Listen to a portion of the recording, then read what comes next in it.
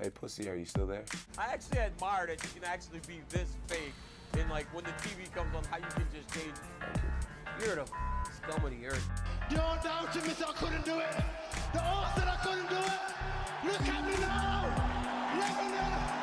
Pound for pound. Headshot dead. That's it. There's guys out there that are doing this day in and day out. They live and breathe this stuff that they don't get the recognition or credit that they deserve. What is the secret to fighting? Not being a fucking pussy. Honestly, you can teach anybody how to fight. But like if you're a fucking pussy, that's a really hard thing to teach someone not to be. All right, we are back with part 2 of episode 54. We will be doing the overview for this next upcoming fight night. Jack Hermansson versus the man, Joe Pyfer. Bodybagz Pyfer, baby. When I say the man, we're just fans, you know? We're just fans of Joe Pyfer, the Bodybagz himself. So, but yeah, Murky, I know where we kind of left off on the last, on part 1, we were discussing that middleweight division, which is kind of a good segue into this fight night because it is headlined by 2 middleweight killers. And this is going to kind of shake some things up because now we, you know, it's kind of a good segue from where we left off last in part 1. So, you know, we were discussing, you know, what's next for Imavov, and then we went on a fucking argument of Jared Cannonier deserving a #1 contender fight and Marvin Vettori being a bitch. And I just wanted to throw that in there. Vettori, you're not a bitch, but yes, he is. It's fine. I fucking second that. And then Brendan Allen, you know, what's next for him? You know, that kind of division's a little bit, you know, it's a little conjambled right now. And then now we have Joe Pyfer headlining this main event for his big opportunity to get himself into the top 10.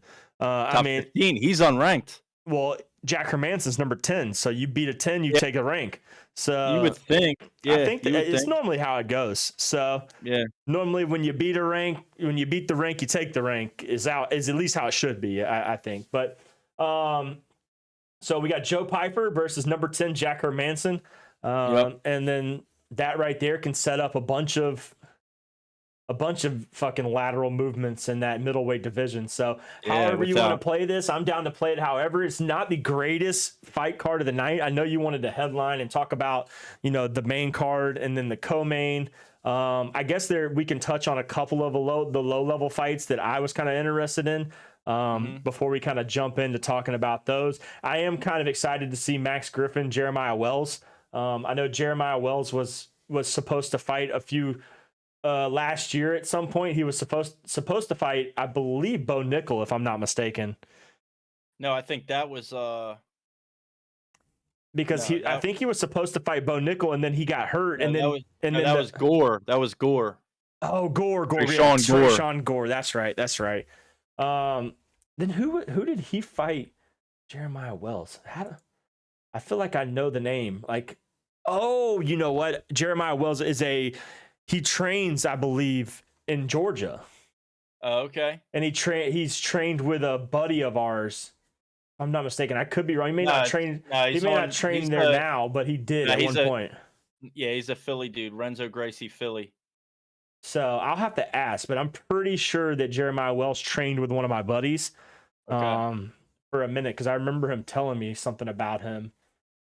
And he's fighting out of Renzo Gracie, Philly now. At least, you know, that's what it says. Cage Fury is where he came from. Oh yeah, that's a local Philly thing. Is it a local Cage Fury? So maybe he isn't. Maybe I'm thinking of somebody else. Yeah, that's the local scene down here. That's where Sean Brady came from as well. Cage Fury? Okay. Yep. I'll have to ask him, man. I'm pretty sure that Jeremiah Wells is a buddy of his, or at least has trained down here at because we have an AKA down here. Right. So I think that there's a lot of big fighters who have trained down here at some point in their career. So a lot of them kind of jump around.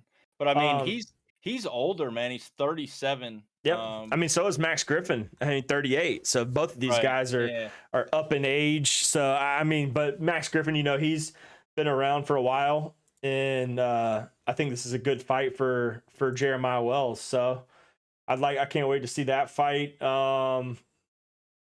Let's see, who else do I like? I want to see redemption for Michael Johnson. I want to see him get his redemption after getting completely knocked the fuck out in his last fight. So hopefully he can get that. And then now when we kind of get into the last 4 fights, I'm really intrigued by Brad Tavares and Rodriguez. You know, that fight right there has in the distance potential, first round finish potential. It's going to be a good fight. One of these guys are going out. It's just a matter of who it's going to be. Rodriguez is good on the ground and he has power. Tavares is a good striker and he has power as well. So I'm really intrigued on this fight. This is one of my favorite fights in the main card, actually. So that's one I'm really excited to see. I know Tavares is a underdog, but I think he does have the potential to win this because we've seen Rodriguez get knocked out as well, even though it was against a guy who has a lethal right hand in Bruno Ferreira. So that's what I'm really interested in. But yeah, man, you talk what you want to, and we can kind of go off that co-main and main. Yeah, let's because I just think, I mean, you know, no disrespect towards any of these other guys. I just like this is one of the weaker fight nights. We've been blessed. Like we've been absolutely blessed as fans for even these fight nights have been incredible. And chances are I'm going to be pleasantly surprised by this one too. Sure.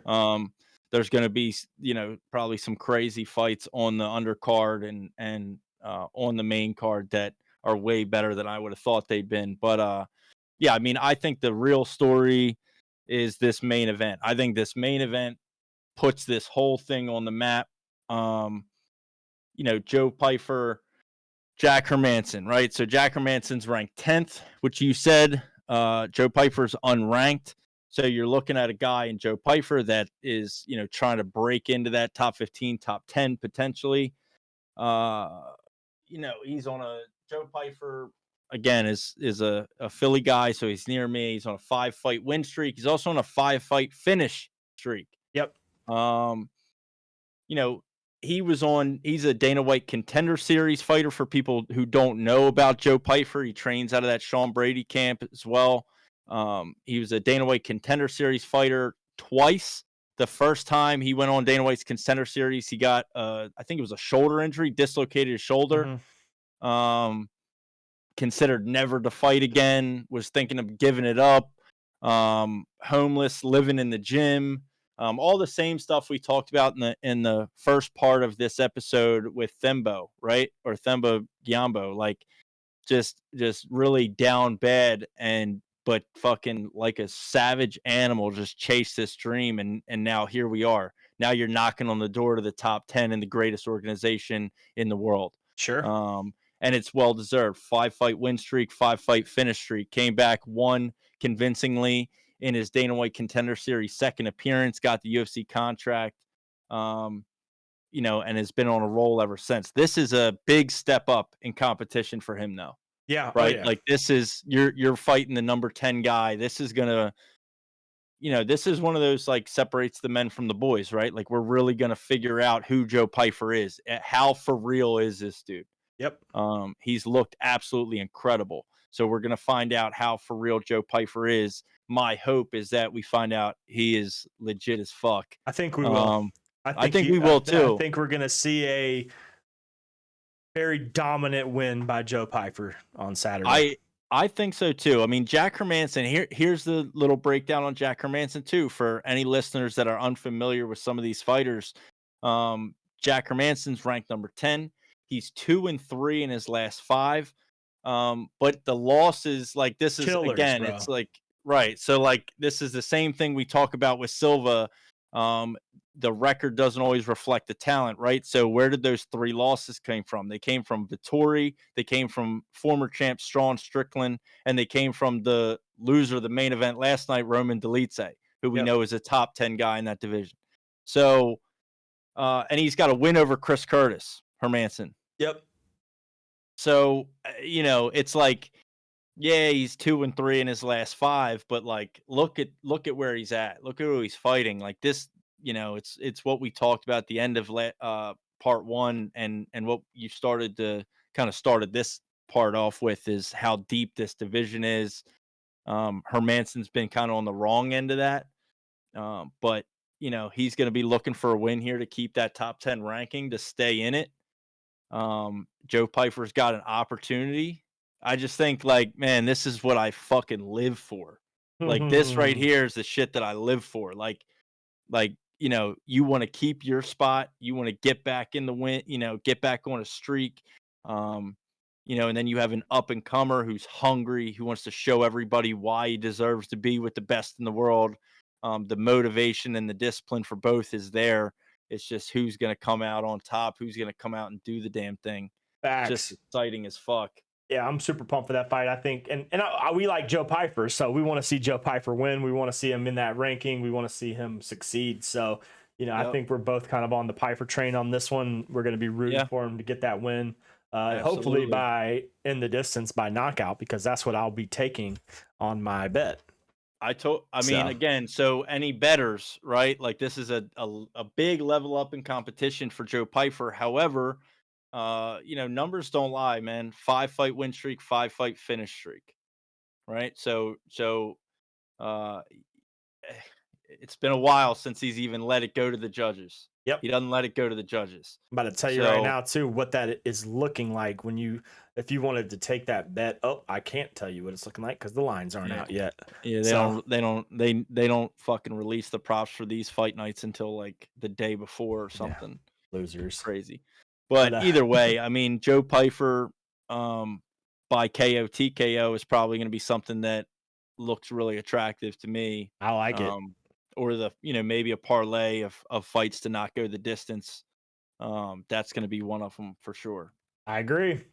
And then the co-main, I'm actually excited about this co-main. I like it. You got Dan Ige, Dan 50K Ige versus Andre Fili. Right. Both guys are very similar in their fighting styles. Both are wrestlers. Fili is a good striker as well, but and he's coming off of a big first round TKO win. And Dan Ige is also coming off of a big of a loss against Bryce Mitchell. I was gonna say, I thought you were gonna. Yeah. He lost to Bible thumping Bryce Mitchell the last time in the Apex. Remember? And that was when Bryce Mitchell did the freedom. Yeah, that's why I said that. Yeah, he came in with the Bible all crazy. So, but I mean, you can't take that away from Ige because Mitchell had the Lord on his side. So, I mean, that's true. You never fight. You never fight the Lord. I guess man. The good Lord was on Bryce Mitchell's side that night. So where was the Lord when he fought Josh Emmett though? That's what I need to find out. Well, he may have sinned that day. Let's be real here. Yeah. maybe he masturbated to Jessica Andrade's OnlyFans. You never know. Oh my God. No doubt. You never know, bro. You never know. But he's got a redemption coming on. But he was on a 2-fight win streak. I mean, he beat Nate Lanoir. Nate the Train. Then he had the TKO win, and then he lost that Bryce Mitchell fight. And then Fili is coming off of a big win by TKO. So this one's a fairly even fight. To be honest, I'm very 50-50. I mean, I have no pick one way or the other.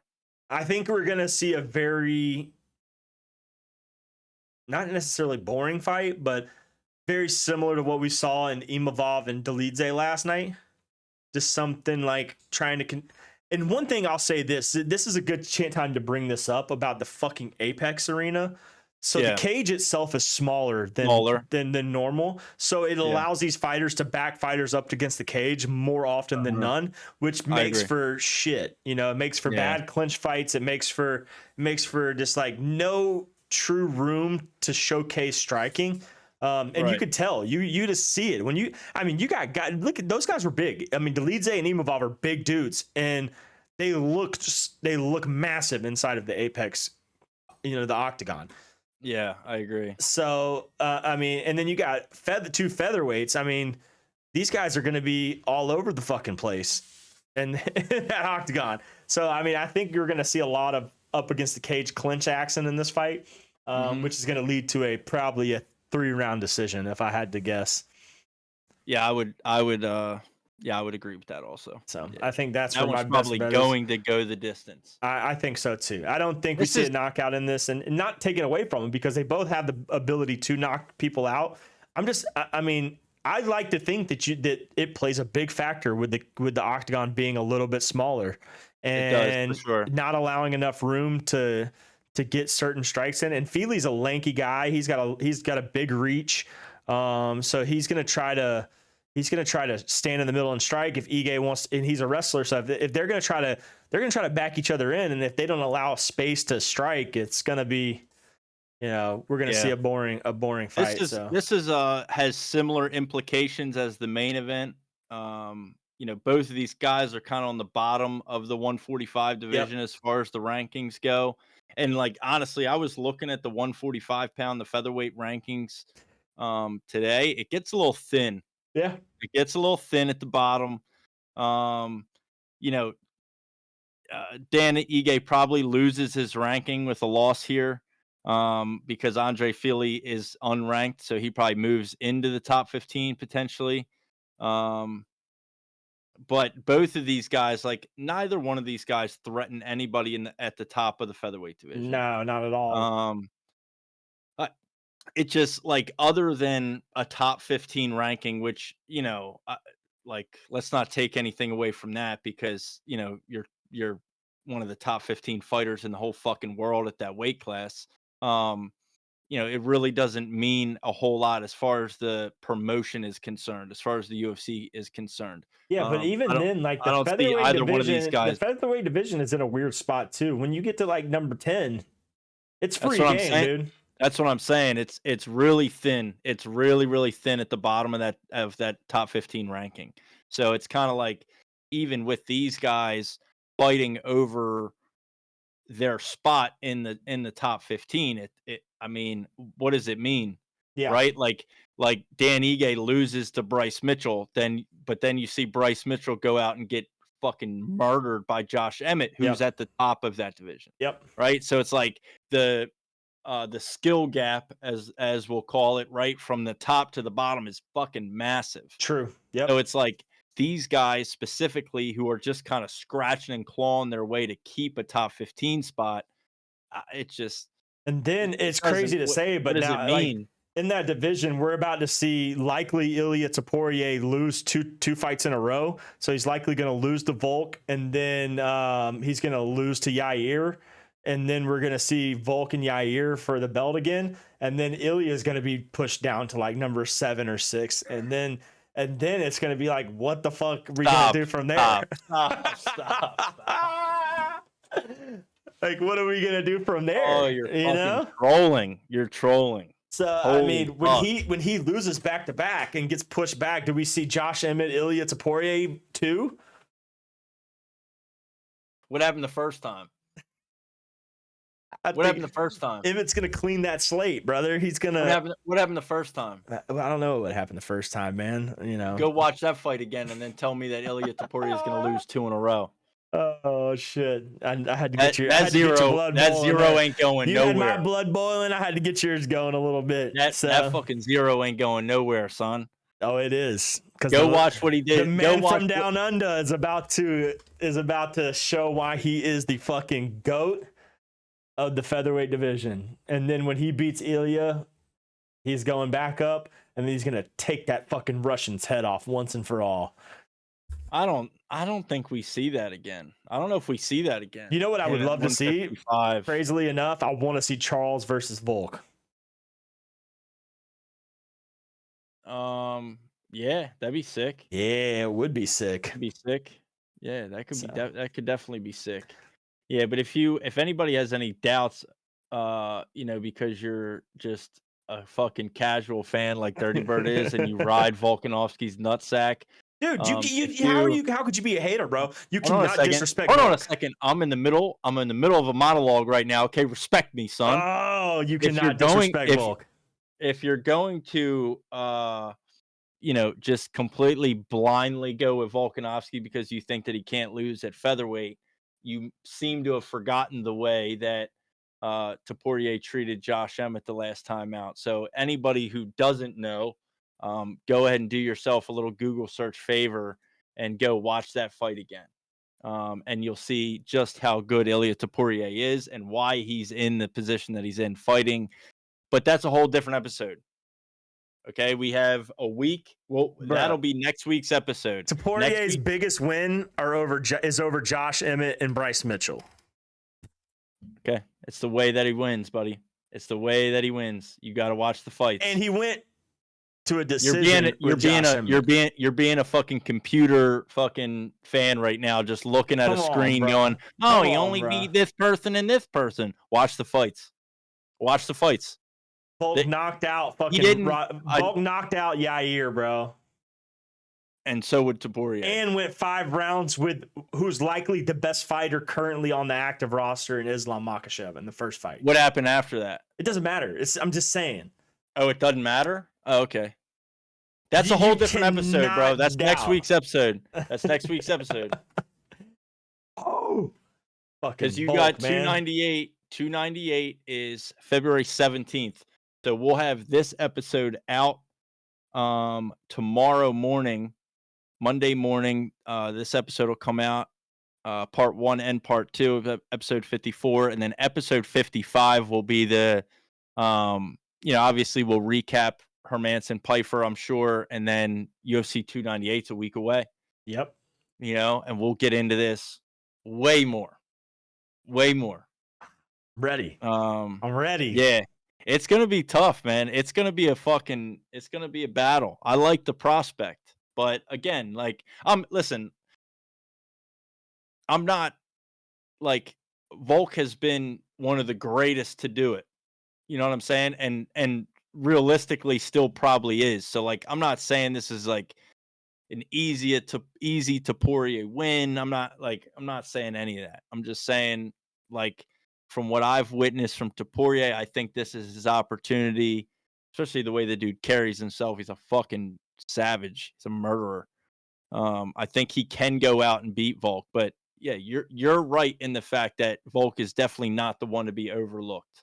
Not at all, bro. And I do want to be clear, like, that's not what I'm doing. That's not what I'm doing. I like the Poirier in it. I think he's got the skills to beat him. But yeah, Volk's a fucking beast. He's a different animal for sure. But yeah, man, I mean, that's, bruh. I think, we've got a lot of fight nights coming up. You mentioned the smaller cage. Just a couple of the other points I had was, or you brought up, can we get out of the fucking Apex? Yeah, like the Apex became a thing during COVID, which was awesome. And I saw so many tweets last night during the fight night. A lot of the people that interact with us on Twitter and listen to the podcast, I saw a lot of them tweeting about it too. Like, can we fucking get away from the Apex already? And I don't know. Maybe it's probably a financial thing because it's like a building that is theirs and it's probably cheap to throw the events together there, So I'm sure it's mainly a financial thing instead of having an event somewhere else. But you got a Philly guy on the main event. You got some Philly fighters on the card.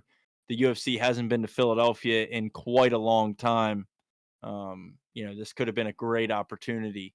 Instead we're fucking back at the goddamn Apex with no crowd. Just not looking forward to it. Oh man. So I just want to make a point here, man. All right. So about this whole Volk and Topuria thing. All right. So you still want to talk about this? Even though we're going to do a whole episode on it next week. Okay, go ahead. Yeah. Okay. So I'm just looking at other sports greatest of all times. All right. And what happens when a young prospect who everybody says is the best goes against those people?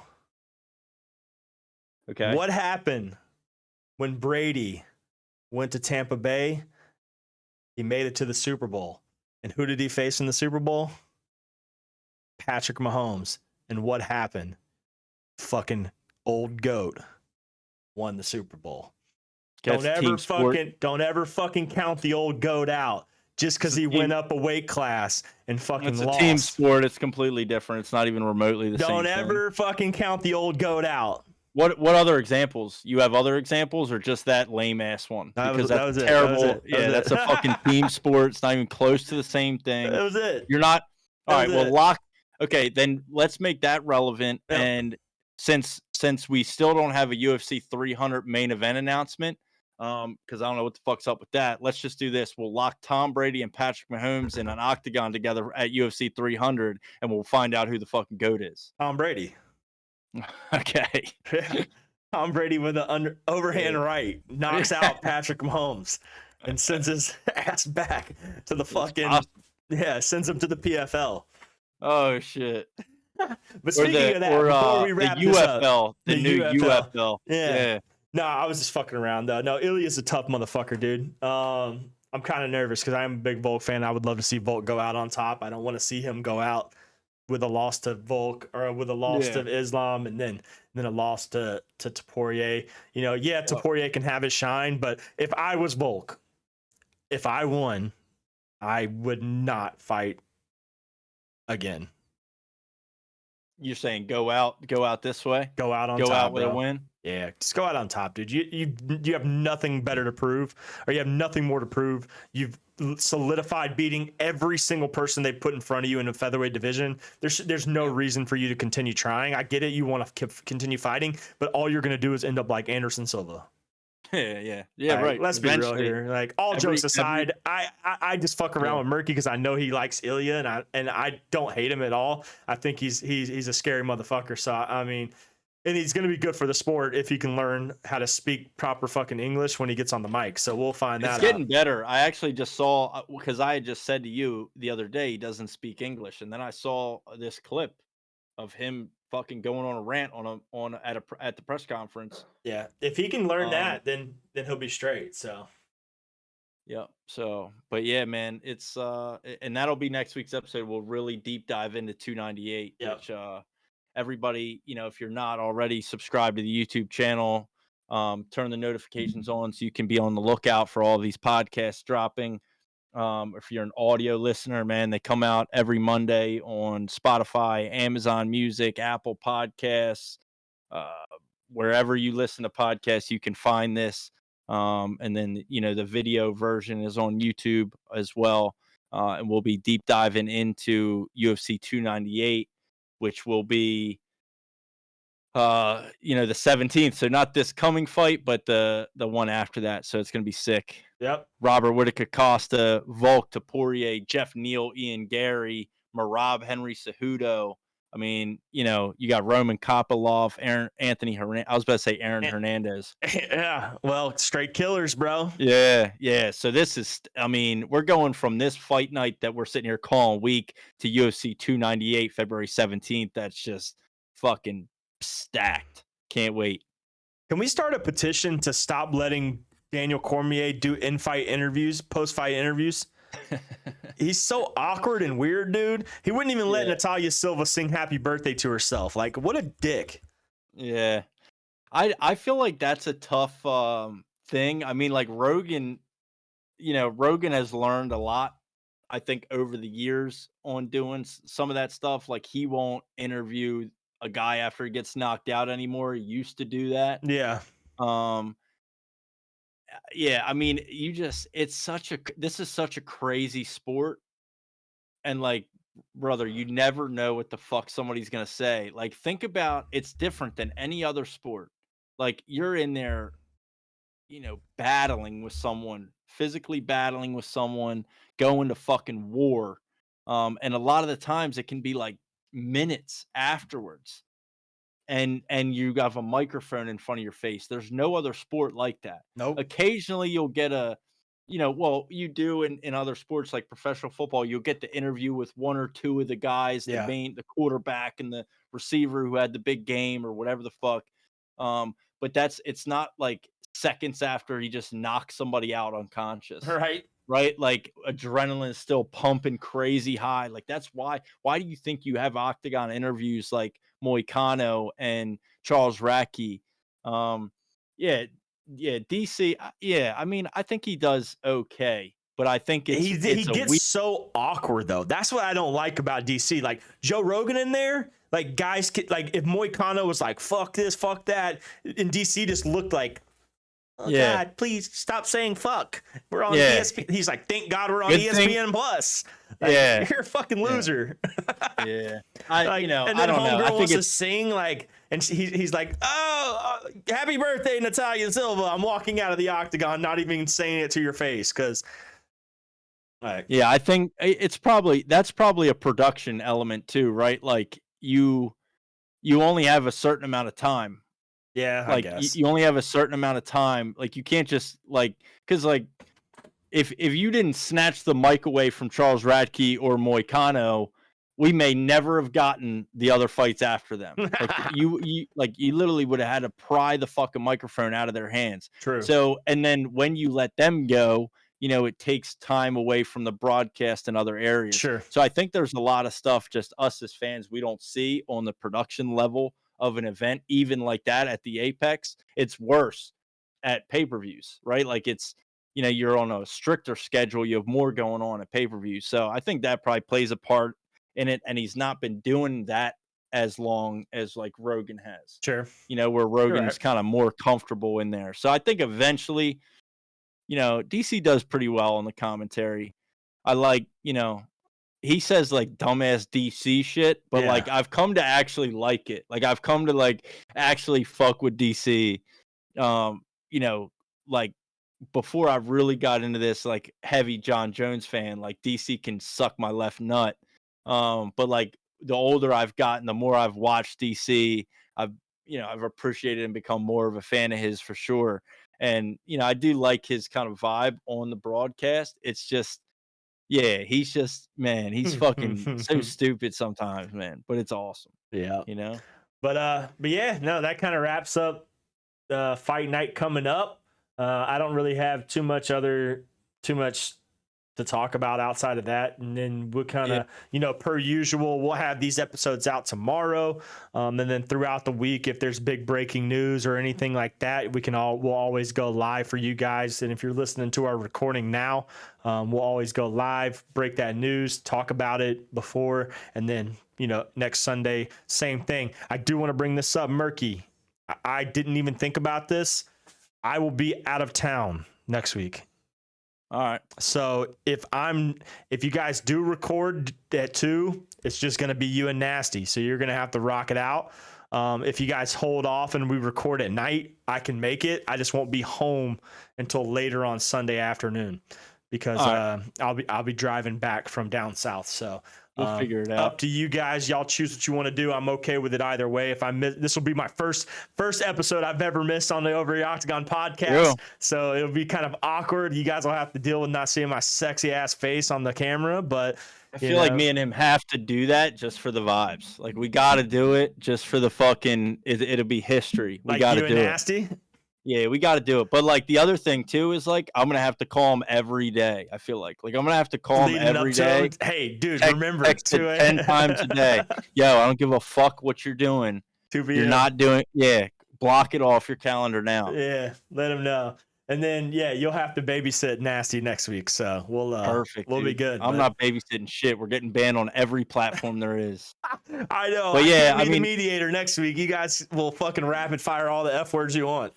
Yeah, it'd be great. Yeah, so I mean, leading up to it, man, anybody listening, you know, follow us on all our socials. Links are in every description wherever we post these podcasts. We're live on Instagram right now as we record. So anybody that wants a little preview into the episodes, if you're following us on Instagram, we're trying to get that to 1,000 followers. You can catch us live on there. TikTok, same thing. We go live on TikTok and Instagram periodically throughout the week. YouTube sometimes. Follow us on Twitter. Twitter's rapid firing shit off all the time, talking mad shit with everybody, showing love to some people. But you know, whatever. So just interact with us, show some love, and whatever you need, we're everywhere. Yes, sir. But yeah, that's it for me, man. On to the next one. That wraps up part 2 of episode 54. And we will be having these out tomorrow. So stay tuned. Make sure you follow us on all social media platforms. We are on every single one, rapidly growing. We've got a lot of good things coming. Hopefully, tonight we'll spend a little bit of time. We'll have our first merch drop coming soon. And then we have a couple of announcements potentially in the works for the end of the month. So stay tuned for that as well. Murky, again, let's keep it going, baby. Rocking it out. we'll catch you guys next Sunday for the next episode. So we'll see you guys then. Yes, sir. Peace.